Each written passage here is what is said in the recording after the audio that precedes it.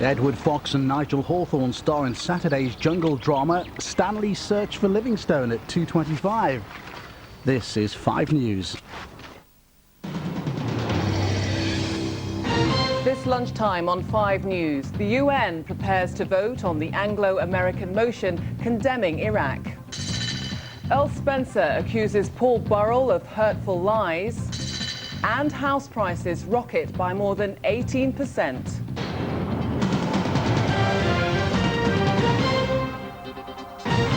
Hello. The UN Security Council is expected to vote today on a fresh resolution to demand that Saddam Hussein gives up his weapons of mass destruction. Britain and America have tabled a motion after a last-minute wrangling with other permanent members, namely France and Russia. It threatens severe consequences if Saddam Hussein fails to comply. Ben Ando reports. In the end, it came down to just 2 words. Taking out and or from the draft resolution changed the emphasis enough to satisfy the French and Russian delegates. It now looks certain that later this afternoon the UN Security Council will vote through a tough new resolution that gives Saddam Hussein one last chance to disarm or face war. It took a while, but we've been grinding it out, trying to bring a consensus, trying to get people together so that we can say to the world, the international community has spoken through the Security Council of the United Nations, and now, once again, we expect Saddam to disarm. There have been 17 UN resolutions against Saddam Hussein since the Gulf War in 1991, but it's now been 4 years since weapons inspectors were last allowed into Iraq. Under the terms of the new resolution, Iraq would have 30 days to declare all its weapons of mass destruction, and inspectors would have to be in before Christmas. Although the resolution is likely to go through, some Arab countries remain unhappy. We have informed the Council that we still have some remarks, and we had hoped that those remarks made by several delegations today would have been taken on board. Unfortunately, they were not. The resolution does offer something to Saddam, the undertaking that economic sanctions against Iraq are likely to be lifted if he does comply. But if he doesn't, and the weapons inspectors are unable to make their first report in February, then the possibility of a military strike becomes almost a certainty. Ben Ando, 5 News. Princess Diana's brother, Earl Spencer, has hit back at her former butler, Paul Burrell, by accusing him of hurtful lies. Mr. Burrell, in his latest revelations, claims that Charles Spencer removed the royal standard from Diana's coffin in a disrespectful gesture. But the Earl insisted this morning that it was removed in a dignified and pre-agreed manner. Joanna Longworth reports. The allegations centre around the private family funeral at Althorpe, and today the Spencers have broken their silence about Paul Burrell's claims that Earl Spencer ripped off the royal banner on Princess Diana's coffin, replacing it with the Spencer family flag before she was buried. The Earl says the allegations are yet more hurtful lies, but Paul Burrell has called it the Earl's final insult. He said, "I knew it was not what Diana would have wanted. With that act, her brother was depriving the princess of her proper status in life, a status of which she was proud. It seemed it had more to do with his Spencer versus Windsor war than doing what Diana would have wanted." It's reported Paul Burrell felt sad the princes had to witness a rather pathetic family declaration at such a difficult time. But in his first public statement, Earl Spencer has said the Queen's standard was removed as part of the ceremony by her own officer in a dignified and pre-agreed manner. It's been a week since Paul Burrell's trial dramatically collapsed, and it's still causing sensation. An allegation of male rape within the royal household emerged during the trial. Today, St James's Palace said it was not reported to police at first because the allegation was investigated internally and the alleged victim didn't want to pursue the matter. However, the police did look into it in 2001 and no charges were made. The Burrell trial has reopened old wounds, and the repercussions will no doubt be felt for some considerable time. Joanna Longworth, 5 News. The property boom shows no sign of ending, with house prices soaring across England and Wales by 18% over the past year. Government figures show that properties have been sold at a rate of more than 10 a day. But for people in lower or middle income groups, it's becoming next to impossible to get onto the property ladder. Dan Rivers reports. For homeowners, it's great news, but for first-time buyers, it is a disaster. Yet again, house prices have leapt upwards. The new figures from the Halifax show last month they increased on average by 4.7%, the biggest recorded monthly rise. It means the average property now costs £122,000. Experts say the figures reflect a busy summer, but the word on the street now is that prices have started to level off. The 5% increase last month is the biggest on record, but in fact it reflects the activity during the summer. The decisions on which those prices were based happened in the summer. The latest evidence from the estate agents show the market is in fact slowing down. Estate agents agree prices can't keep rising this quickly. It's all about supply and demand, and we've gone through a few months of where we've not had the supply, but we've had great demand on the area, and obviously that's been sending the prices higher. I will say we're beginning to level off a little bit now. People are getting a little bit more price sensitive. For those still to get on the property ladder, the latest figures are depressing. Obviously I'm really disappointed. It's very bad news for me. I was looking on getting onto the property ladder, and these latest figures just show that it's just not going to be possible for at least a year or so now. Yesterday, the Bank of England left interest rates on hold at 4%, resisting demands for a further cut, perhaps because they feared it would stoke up the housing market even more. Over the last year, houses have increased in value by more than 30%. Good news for those already on the property ladder, but for first-time buyers, it makes life even harder. Dan Rivers, 5 News. More of the day's top stories now. The people of Gibraltar have overwhelmingly rejected the idea of Britain sharing rule with Spain. Residents of the Rock celebrated as referendum results showed nearly 99% of them voted against joint sovereignty. The result carries no legal weight, but is a slap in the face to the British and Spanish governments. Police hunting Millie Dowler's killer have identified a vehicle they want to trace as a Mazda MX-6. They've enhanced pictures of the car caught on CCTV near Walton-on-Thames train station on the day the teenager vanished in March. Thousands of ex-servicemen and women are ending up on the streets. Homeless Charity Shelter says a quarter of homeless people are former soldiers, sailors and airmen. The group says many of the 20,000 people who leave the armed services each year find it difficult adjusting to civilian life. Drinking more than 7 cups of coffee a day could cut the risk of developing diabetes. Dutch scientists have been looking at how the drink affects the disease. The study found people who drink that much caffeine are less likely to develop diabetes than those who drink 2 cups of coffee or less. Dr. Maura Murphy is the Director of Research from Diabetes UK, and she's here to talk about this research.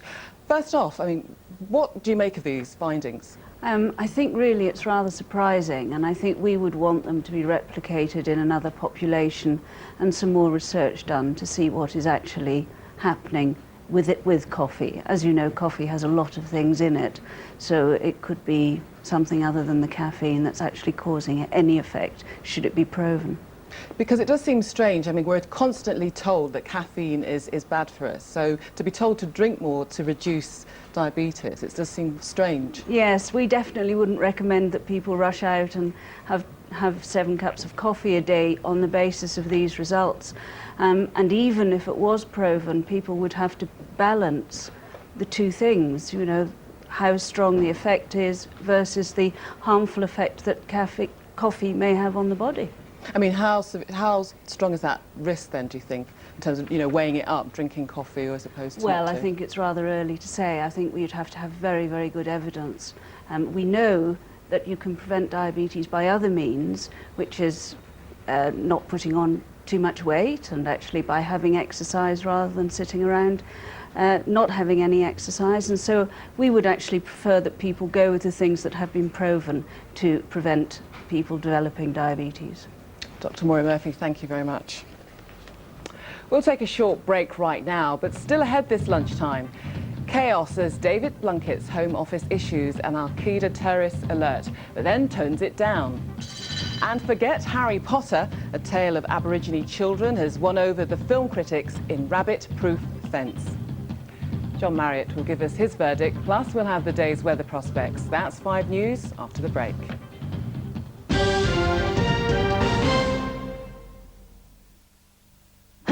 from all walks of life find a low-cost loan is only a few steps away with Freedom Finance. Pay off all your existing loans, credit and store card bills, and you could save yourself up to 50% each month with just one lower monthly repayment. And with some extra spending power, it could mean the holiday you've been dreaming of or some home improvements. We'll find a loan to suit you, even if you have CCJs or arrears. So if you're a homeowner and you need a loan for any purpose, call 0800 028 1234. That's 0800 028 1234. Freedom Finance, helping people from all walks of life. CJ, go ahead. State position, read ABM. OOW on our way. British Gas. There are people out there, good people, keeping our homes warm and our hot water hot. For just £13 a month, they can bring you central heating care from British Gas. Call-outs, parts and labour are included. Mrs. Webb, your pump's gone. Will it be okay? Call us now on 0800 466 322 and they can be out there for you.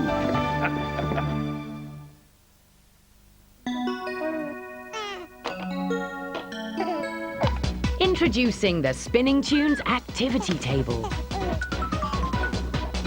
It's always moving.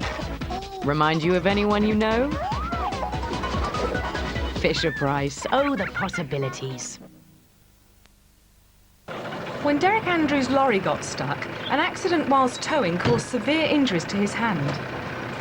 He called the National Accident Helpline. Within 24 hours, we arranged for him to meet a local specialist solicitor. Derek received £22,000 compensation. If you've had an accident in the last 3 years at work or on the road, find out free if you can make a no-win, no-fee claim. Call the National Accident Helpline now on 0800 556 557.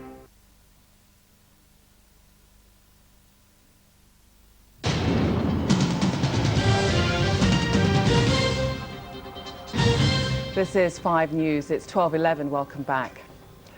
The Home Secretary, David Blunkett, is facing calls this lunchtime to clarify stark official warnings of chemical or nuclear terror attacks. Last night, his office gave a dramatic assessment of al-Qaeda's willingness to use a dirty bomb or poison gas. But within half an hour, it withdrew the statement, giving only a bland warning about the threat of Irish and international terrorism. Colin Campbell is at Scotland Yard now. Colin, the first warning was fairly alarming. Just explain what the Home Office and security services are up to. Well, Elaine, this terror warning is part of a continued elaboration on the potential threats posed by terrorists following September the 11th. Now, Britain remains at a high state of alert following the Bali bomb and following al-Qaeda activity in the Middle East. Now, the warning follows a meeting, a high-level meeting between the Home Secretary David Blunkett and US intelligence chiefs yesterday.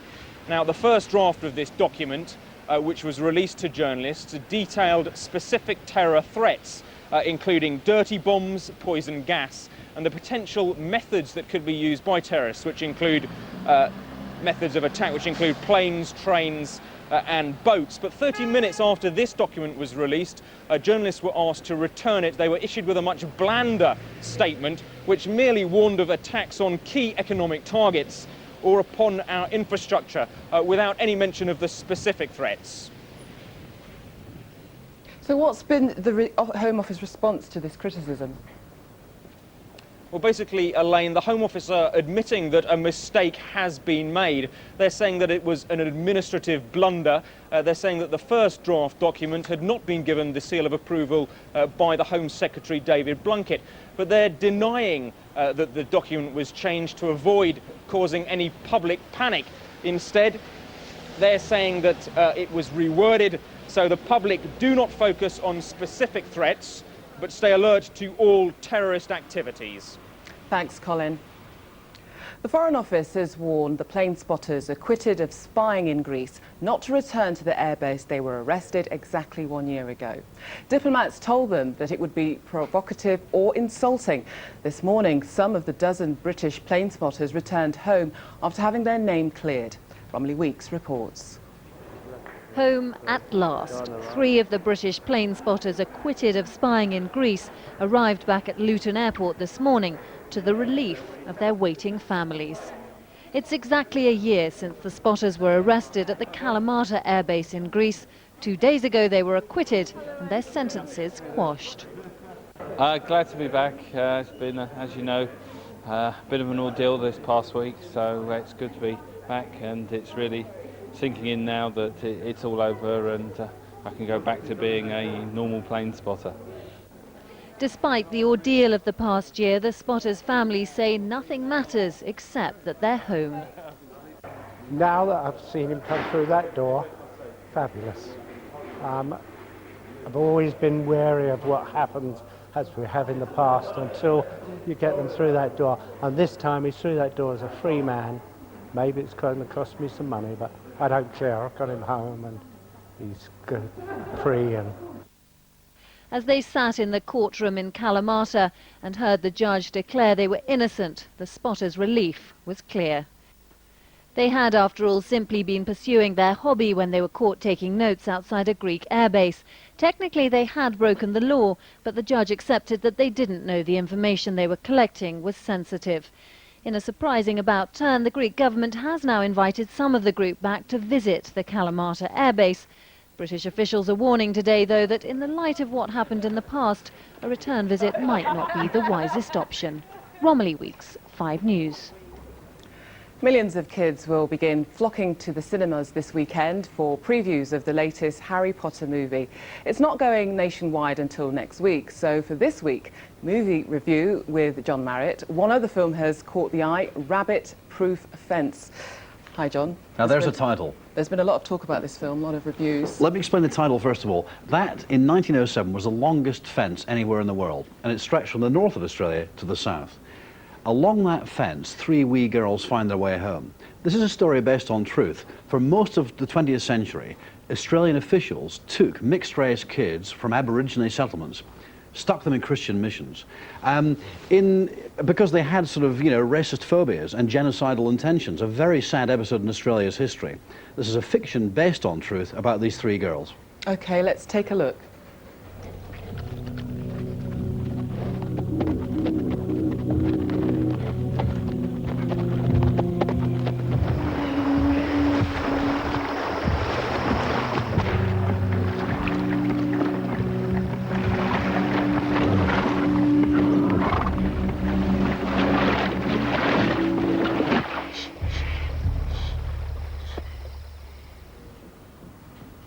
I have to say, this is my kind of film. Yeah, I mean, you wonder how 3 wee girls who've never acted before can get all that emotional truth, all that depth across. And you just sense they must have absorbed the horror of history, of what really happened. And in fact, at the very end of the film, there's a tailpiece, an interview with the 2 actual ladies who are now very old. And it's a part of history I knew nothing about. I suspect many people won't. And it's a sort of beautiful film, but very harrowing as well. Okay. And very well done by Philip Noyce, who's better known for Patriot Games and Dead Calm. And he uses the landscapes to give you emotional insights into these girls. So this gets your thumbs up Very then? strong film, yeah. Okay, let's move on to Orange County. I know nothing about this one. What's it about? Well, it's a kind of odd film. I mean, it's basically about a young adolescent growing up, which sounds like 300 other American films. A serious look at adolescence mixed in with hijinks and jibes, specifically about a young lad who's basically enjoying the Orange County life, i.e. surfing, until he discovers a cult novel on the beach, decides he wants to go to university instead. Okay, let's take a look. A writer? What do you have to write about? You're not oppressed, you're not gay. Not all writers are gay. Yeah, well, they're all poor, I can tell you that. It's not true. What about Tom Clancy, Stephen King, Anne Rice? 3 people in the history of literature. Is this a teen flick then, another? Yeah, it is really, but it's with bells on. I mean, it's blending 2 things, adolescent japes and serious look at adolescence. And all the hijinks as well come from one man's life. It doesn't seem like an artificial add-on. The young man at the centre there is Colin Hanks, i.e. son of Tom. And he does quite a good job. Okay. Well, I won't be rushing out to see it, but let's talk about Harry Potter. As we say, it's on general release next week, and we've got a quick taster here. Unless the culprit is caught, it is likely the school will be closed. Harry Potter must go home. We are in trouble. I love that bit. Will Harry Potter fans be disappointed? Will they like it? My goddaughter, who came with me last night to see it, who's a very intelligent teenager, will not hear a word against this. She thought it was fabulous. And it is very good for the fans. It's a funnier film than the first film. It's also a scarier film. It's a lot darker, isn't it, this one? It's a lot darker. And some of the darker scenes would belong to quite a grisly action movie. I'm not saying there's blood flowing across the screen, but it shocks you a bit if you've seen the first one, which we all have. The kids are all back there. I'll just say at this stage, Kenneth Branagh is a real treat as a phony magician. He actually gets most of the laughs, and he's not someone you associate much with comedy, but he's very good here, very light, very silly. Briefly, who's going to win the battle then, Lord of the Rings or Harry Potter, do you I think? suspect, not having seen Lord of the Rings yet, it's going to be screened for us in about 3 weeks. It will probably get the prizes again. But I think Harry Potter was criminally overlooked last year. And, you know, there are audiences for both films. There's an overlap, but one doesn't cancel the other out. Okay, the marketplace is big enough for both. Okay, John, thanks for that. Some sports news now, and England's cricketers have fought back on day 2 of the first Ashes test in Australia. For once, it was Australia who experienced a batting collapse as a resurgent England team dismissed the home side for 492. In reply, the tourists made a confident start to reach the close of play on 158 for 1. Andy Richardson reports. A new day, a new England. Matthew Hoggard gave Australia early warning it would be their turn to take some hard knocks. Matthew Hayden had dispatched England to all parts of Brisbane's Gabba ground yesterday, but Andy Caddick cut his fun short on this second day. The catches were also sticking, but not without a few scares. Marcus Trescothick just held on to this chance. Good carry. Whoops, there. Australia now found themselves in the midst of an unlikely collapse. Captain Steve Waugh also fell to Caddick, and the view from the England balcony, which included the injured Simon Jones, suddenly wasn't so bad. Spinner Ashley Giles then struck twice in 2 balls. And while Shane Warne did frustrate England with a half-century, a Caddick bouncer eventually brought his innings to an end. Giles's 4th wicket wrapped up the Australian innings. They'd lost their last 8 wickets for just over 100 runs to reach 492. So still a lot of work for England's batsmen to do, and they could have done without the early loss of Michael Vaughan. But the tourists remained positive. Trescothick was in no mood to be dominated by Warne and smashed him into the crowd. He and Mark Butcher had guided England to 158 for 1 at the close to give England renewed hope in this match. Andy Richardson, 5 News. And good luck to them. The Football Association have today played down concerns that Sven-Göran Eriksson is on the brink of quitting as England manager. The FA insist Eriksson isn't meeting Chairman Jeff Thompson for crisis talks today and is in fact preparing to name a squad for an England get-together later this month. There has been mounting speculation about the manager's future since the resignation of Chief Executive Adam Crozier last week. And a reminder of our top stories this lunchtime. The UN Security Council is expected to vote today on a fresh resolution to demand that Saddam Hussein gives up his weapons of mass destruction. And Princess Diana's brother, Earl Spencer, has hit back at her former butler, Paul Burrell, by accusing him of hurtful lies. Mr. Burrell is in his latest revelation claims that Charles Spencer removed the royal standard from Diana's coffin in a disrespectful gesture. That's all from me. I'll be back at 1. Bye for now.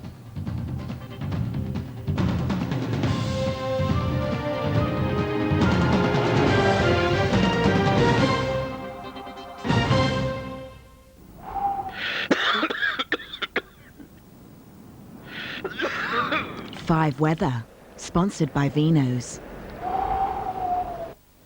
Hello, good afternoon. Well, we've got some fine, dry and sunny weather on the way for the weekend, but not before we've seen a good deal of rain and blustery showers produced by this area of cloud. It's just sidling its way in from the Atlantic, bringing some active weather fronts to the British Isles. That is going to mean a good deal of standing water on the roads and also some localised flooding. Now, if we take a look at that rain in more detail, you can see this largest amount is sitting across southwestern areas. During the rest of the afternoon, it dries up, and then we see those showers returning to southern parts of Ireland, and again we see another band band, just extending itself and moving in later towards northern parts of Scotland, but that probably won't make it towards the British Isles until Saturday evening.